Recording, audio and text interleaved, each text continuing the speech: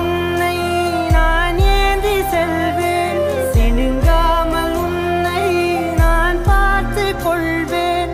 ஒரு கோடி இன்பங்கள் உன்னை பார்த்த நொடியில், நான் வாழும் நாள் மட்டும் நீ எந்த மடியில்.